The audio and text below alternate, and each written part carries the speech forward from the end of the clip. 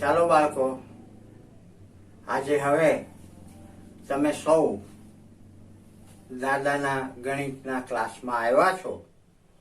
તો આજે આપણે ધોરણ 10 ના પહેલા પ્રકરણ વાસ્તવિક સંખ્યાઓ એને સમજવાની શરૂઆત કરીએ. આજે પ્રકરણ છે વાસ્તવિક સંખ્યાઓ. તમે યાદ કરો, 9મા ધોરણમાં તમે સંખ્યા પદ્ધતિઓ શીખ્યા છો ને? ચાલો થોડુંક એને આપણે પુનરાવર્તન કરી લઈએ, એને થોડુંક યાદ કરી લઈએ. તો તમે સૌથી પહેલા પ્રાકૃતિક સંખ્યાઓ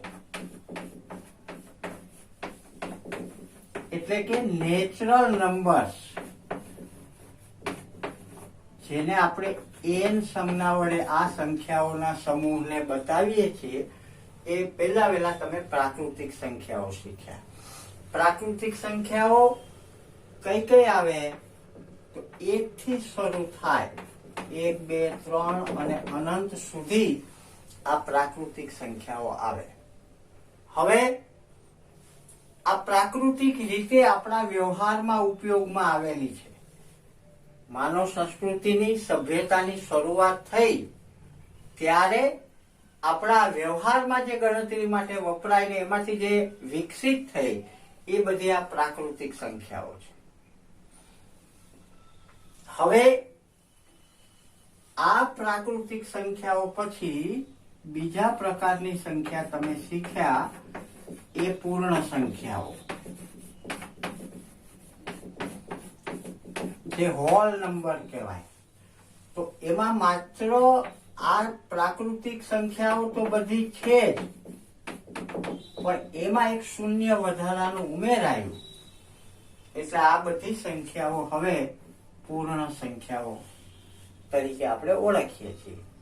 યાદ આવે છે કે નહીં 9માનું? યસ, 8મામાં પણ શીખ્યા છો. Very good. હવે પછી આવશે પૂર્ણાંક સંખ્યાઓ.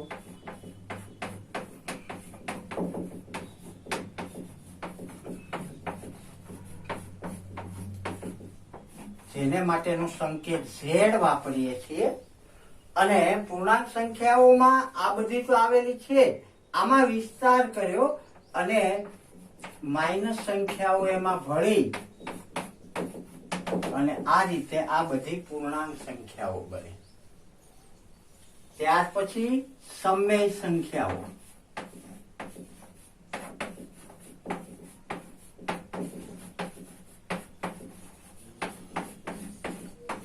જેને Q વડે સંકેતથી દર્શાવાય. અહીંયા જેવી રીતે આ 3 પ્રકારની સંખ્યાઓને આપણે યાદી બનાવી શકીએ, એવી રીતે સમય સંખ્યાઓ છે એ એટલી બધી ગીચ છે કે એનો આપણે યાદી સળંગ ક્રમમાં યાદી ન બનાવી શકાય. પણ એને સમજવા માટે આપણે, તમે 9મામાં શીખી ગયા છો એ પ્રમાણે, જે સંખ્યાઓ P/Q સ્વરૂપમાં દર્શાવી શકાય, જ્યાં Q 0 ન હોય, તો આવા સ્વરૂપની તમામ સંખ્યાઓને સમય સંખ્યાઓ કહેવાય. 2/5, 3/5, 4/5 આ પણ સમય સંખ્યાઓ, અને આ બધી એમાં આવી જાય છે. એટલે આ બધી જ સંખ્યાઓ સમય સંખ્યાઓમાં આવે છે. હવે આ સ્વરૂપમાં ન દર્શાવી શકાય એવી સંખ્યાઓ અસમય સંખ્યાઓ કહેવાય. તમને યાદ છે, તમે 9મામાં શીખી ગયા કે ભાઈ જે સંખ્યાને P/Q Q is not equal to 0 ન દર્શાવી શકાય, આવી બધી સંખ્યાઓને અસમય સંખ્યાઓ કહેવાય. અને સમય ને અસમય સંખ્યાઓને સંયુક્ત રીતે વાસ્તવિક સંખ્યાઓ કહેવાય, જે આપણા આ પ્રકરણનું નામ છે, વાસ્તવિક સંખ્યાઓ. તો બાળકો, વાસ્તવિક સંખ્યાઓ એટલે રિયલ નંબર્સ, એટલે એને આપણે R સંજ્ઞાથી દર્શાવાય. અહીંયા વાસ્તવિક સંખ્યામાં શું શું આવે છે? તો એક સમય સંખ્યાઓ આવે, અને બીજું યસ અસમય સંખ્યાઓ આવે તો આ બધી જ વાસ્તવિક સંખ્યાઓ હવે કહેવાય. એટલે આ બધી જ વાસ્તવિક સંખ્યાઓ છે, આ માત્ર પ્રાકૃતિક સંખ્યાઓ છે. એમાં 0 ઉમેરાયો એટલે બધી જ પ્રાકૃતિક સંખ્યાઓ W માં આવેલી છે, સમાયેલી છે. જુઓ, પૂર્ણ સંખ્યાઓ પૂર્ણાંક સંખ્યામાં સમાયેલી છે, પૂર્ણાંક સંખ્યાઓ સમય સંખ્યામાં સમાયેલી છે, અને બધી જ સમય સંખ્યાઓ વાસ્તવિક સંખ્યામાં સમાયેલી છે. આનો અર્થ તમે 9મા ધોરણમાં ઊંડાણથી સમજ્યા છો. અહીંયા યાદ કરો, અસમય સંખ્યાઓ વર્ગમૂળ 2, વર્ગમૂળ 3, પછી પાઈ છે ને, આ બધી અસમય સંખ્યાઓ તરીકે તમે 9માં અને આગલા ધોરણોમાં શીખી ગયા છો. તો આ આપણે અગાઉ જે શીખ્યા એ સંખ્યાઓ, અને એ સંખ્યાઓના આધારે આપણે અસમય સંખ્યાઓ સુધી સમજ તાજી કરી, યાદ કરી, આપણી મેમરી રિકોલ કરી. હવે આપણે 10માના સંદર્ભમાં વિચારીએ, પહેલા પ્રકરણના સંદર્ભમાં.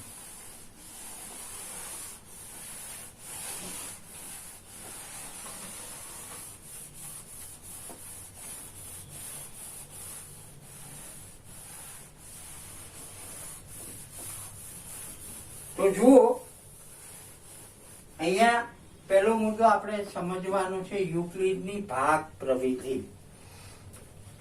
તો બાળકો, શબ્દ જુઓ, યુક્લિડ શબ્દ તમે શીખી ગયા છો 9મા ધોરણમાં. આપણે જે ભૂમિતિ ભણીએ છીએ અત્યારે એ યુક્લિડ ભૂમિતિનો આપણે અભ્યાસ કરીએ છીએ. એટલે એ યુક્લિડ શબ્દથી તમે પરિચિત છો. તમે એ પણ ત્યારે શીખ્યા છો કે એને એલિમેન્ટ નામનો એક ગ્રંથ છે, જેના 13 વોલ્યુમ છે, અને એમાં બધા જ એ સમયની જે ભૂમિતિ અલગ અલગ રીતે અસ્તવ્યસ્ત હતી એને ગ્રંથસ્થ કરી અને આખું એક ભૂમિતિનું શાસ્ત્ર એમણે તૈયાર કર્યું. એટલા માટે એને યુક્લિડની ભૂમિતિ આપણે કહેતા હતા. હવે અહીંયા એ ભૂમિતિના આધારે યુક્લિડે ભાગ પ્રવિધિ અપનાવી. આ શબ્દ તમે જુઓ, ભાગ પ્રવિધિ, તો ભાગ શબ્દ આવ્યો. હા, એટલે એ ભાગાકાર સંબંધી, સંખ્યાઓની વિભાજ્યતા સંબંધી એ આખી પ્રવિધિ છે, ભાગ પ્રવિધિ. સામાન્ય રીતે ભાગાકારની પ્રક્રિયા લાંબી કદાચ લાગતી હોય, પણ એકદમ સરળ છે. અહીંયા એ ભાગ પ્રવિધિ છે, એનો મુખ્યત્વે ઉપયોગ આપણે ગુરુત્તમ સામાન્ય અવયવ અથવા ગુસા, જેને હાઈએસ્ટ કોમન ફેક્ટર અથવા ગ્રેટેસ્ટ કોમન ડિવાઇઝર, આ બે અંગ્રેજી શબ્દોથી એને ઓળખવામાં આવે છે. આપણે ગુજરાતીમાં ગુસા કહીએ છીએ. હવે આ ગુસા શોધવા માટે આપણે યુક્લિડની ભાગ પ્રવિધિનો ઉપયોગ કરવાના છે. અહીંયા કેટલીક બાબતોમાં યુક્લિડની ભાગ પ્રવિધિનો ઉપયોગ કરીએ ત્યારે મુખ્યત્વે અંકગણિતનું મૂળભૂત પ્રમેયનો આપણે એમાં મહત્તમ ઉપયોગ થાય છે. ભૂતકાળમાં પણ આ અંકગણિતના મૂળભૂત પ્રમેયનો ઉપયોગ કરતા આવ્યા છીએ, અને વ્યવહારમાં આપણે આ અંકગણિતના મૂળભૂત પ્રમેયનો મુખ્ય 2 વ્યવહારિક પદ્ધતિ માટે આપણે આ પ્રકરણમાં ઉપયોગ કરવાના છીએ. એક તો અગાઉ ઉપયોગ આપણે કર્યો છે અને હજી કરવાના છીએ કે વર્ગમૂળ 2, વર્ગમૂળ 3, વર્ગમૂળ 5, વર્ગમૂળ 7 આ બધી અસમય સંખ્યાઓ છે એ સાબિત કરવામાં આપણે અંકગણિતના મૂળભૂત પ્રમેયનો ઉપયોગ કરતા હતા. ગુસા શોધવામાં પણ આપણે અંકગણિતના મૂળભૂત પ્રમેયનો ઉપયોગ કરીએ છીએ. એટલે અંકગણિતનું મૂળભૂત પ્રમેય બહુ વિશેષ પ્રમાણમાં ઉપયોગ થાય છે, પણ આપણે એને અંકગણિતના મૂળભૂત પ્રમેય તરીકે એને જાણતા હતા નહીં. તો અત્યારે અંકગણિતનું મૂળભૂત પ્રમેયનો અર્થ શું થાય? તો ધન પૂર્ણાંક સંખ્યાઓ માટે આપણે આનો ઉપયોગ કરીએ છીએ કે A અને B કોઈ પણ સંખ્યા, ધારો કે કોઈ પણ એક સંખ્યા હોય જે વિભાજ્ય હોય, તો વિભાજ્ય સંખ્યાને તેના અવિભાજ્ય અવયવો તરીકે દર્શાવી શકાય. આને કહેવાય અંકગણિતનું મૂળભૂત પ્રમેય. હા, આનો તો આપણે બહુ ઉપયોગ કર્યો. કોઈ પણ વિભાજ્ય સંખ્યાને અવિભાજ્ય અવયવના ગુણાકાર તરીકે દર્શાવી શકાય છે. આને કહેવાય અંકગણિતનું મૂળભૂત પ્રમેય. આ એની અંકગણિતના મૂળભૂત પ્રમેયનું વિધાન છે. શું વિધાન છે? કોઈ પણ વિભાજ્ય સંખ્યાને અવિભાજ્ય અવયવના ગુણાકાર તરીકે દર્શાવી શકાય.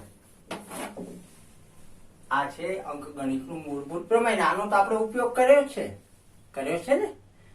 12 હોય તો 2 ગુણ્યા 2 ગુણ્યા 3 અવિભાજ્ય અવયવ મળ્યા.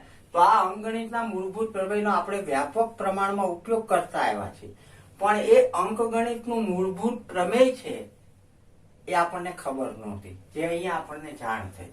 હવે આ યુક્લિડની ભાગ પ્રવિધિ માટે ઉપયોગ જે કરવાના છીએ એ યુક્લિડનું ભાગાકારનું પૂર્વ પ્રમેયનો આપણે ઉપયોગ કરવાના છીએ. તો પેલા એક બે ઉદાહરણથી આ વાત સમજીએ, પછી એ ભાગાકારનું પૂર્વ પ્રમેય જોઈએ. હું અહીંયા એક સંખ્યાની જોડી લખું 10 ને 2. તો અહીંયા 10 ને 2 વડે ભાગીએ તો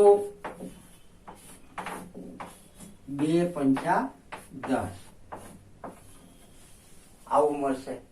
તો અહીંયા આ જે 5 છે એને શું કહીએ છીએ? ભાગફળ, કોષંટ, ક્યુ. આ જે છે એ ભાજ્ય છે, આ છે એ ભાજક છે, જેને આપણે બી લેશું. અને આ શેષ છે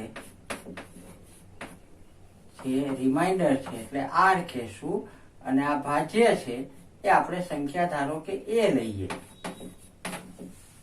તો હવે આને ભાજ્ય ભાજકને શેષના સ્વરૂપમાં અને ભાગફળના ગુણાકારના સ્વરૂપમાં કેવી રીતે લખતા હતા? તો આપણે શું લખતા હતા કે 10 બરાબર 2 ગુણ્યા 5 વત્તા 0 થયું. બીજું ઉદાહરણ લઈએ.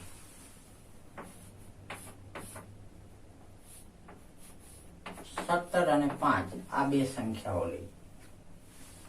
તો આને હવે આપણે કેવી રીતે લખાય?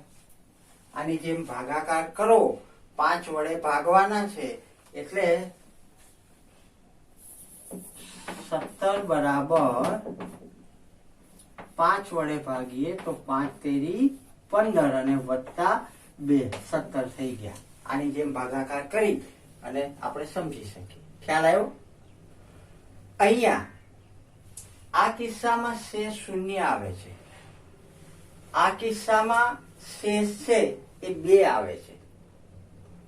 તો અહીંયા શેષ જે છે એને બરાબર આપણે મનમાં સ્પષ્ટ કરવી પડે. જે સંખ્યા વડે આપણે ભાગીએ એનાથી ઓછી શેષ હોઈ શકે. એટલે કે કોઈ પણ સંખ્યાને તમે જો 2 વડે ભાગો તો શેષ એની 0 અથવા 1 આવી શકે.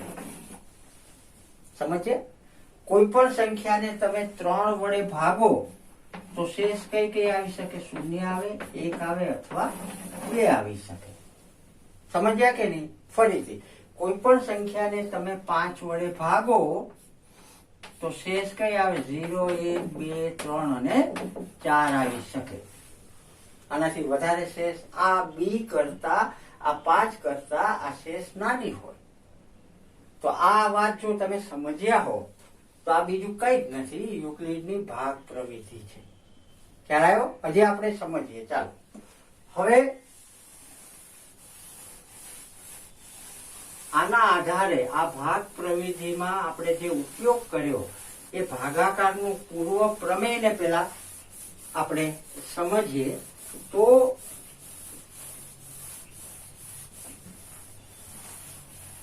આ ભાગાકારનું પૂર્વ પ્રમેય છે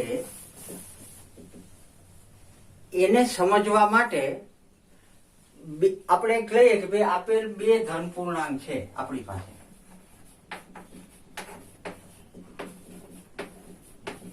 ધન પૂર્ણાંક એ અને બી માટે એ બરાબર બી ક્યુ પ્લસ આર. હમણાં મેં બે ઉદાહરણ લીધા એવી રીતે એ ને આપણે બી વડે ભાગીએ, બી નાની સંખ્યા છે એના વડે આ એ મોટી સંખ્યાને ભાગીએ તો આવું સ્વરૂપ મળે જ્યાં જે શેષ છે એ કા શૂન્ય હોય, શૂન્ય કરતા મોટી હોય આર, અને કોના કરતા હંમેશા નાની હશે, બી જેના વડે ભાગ્યું છે એના કરતા હંમેશા નાની હોય. તો આ જે સ્વરૂપ થયું જ્યાં ક્યુ છે એ અનઋણ સંખ્યા છે અને ક્યુ અને આર એક સાથે શૂન્ય નથી. તો ક્યુ અને આર છે એક સાથે શૂન્ય નથી એવી પરિસ્થિતિમાં આ જે લખ્યું એ વિધાન યુક્લિડના ભાગાકારનું પૂર્વ પ્રમેય કહેવાય. હમણાં જે બે ઉદાહરણ લીધા એ આ સ્વરૂપના જ હતા. યાદ છે ને કે બે વડે ભાગીએ તો 0 અને 1 શેષ મળે, 2 કરતા ઓછી મળે. તો અહીંયા બી વડે ભાગીએ છીએ એટલે બી કરતા ઓછી મળે અને 0 અને બી ની વચ્ચેની સંખ્યાઓ મળે. તો આ થયું ભાગાકારનું યુક્લિડનું ભાગાકારનું પૂર્વ પ્રમેય. અને આનો ઉપયોગ કરીને આપણે યુક્લિડની ભાગ પ્રવિધિ સમજવાના છીએ. મિત્રો, આ તમને આમ સંજ્ઞામાં લખ્યું છે એટલે તાર્કિક રીતે થોડું અસ્પષ્ટ લાગતું કદાચ હોય તો ફરીથી હું તમને એક બે ઉદાહરણ દ્વારા આને વધારે ક્લિયર કરીએ. દાખલા તરીકે હું લઈએ કે 19 અને 2. તો 19 ને 2 વડે ભાગીએ તો 2 9 18 વત્તા 1. તો આ યુક્લિડની ભાગ પ્રવિધિ થઈ. ખ્યાલ આવ્યો? 9 દુ 18 ને 19 શેષ વધી 1. અહીંયા બી શું છે આપણા, એ શું છે તો આ એ છે, આ બી છે, આ ક્યુ છે અને આ આર છે. આર છે એ હંમેશા 2 કરતા ઓછો એટલે 0 અને 1 બે માંથી કોઈ પણ એક હોઈ શકે. ખ્યાલ આવ્યો? હજી એક ઉદાહરણ લઈએ.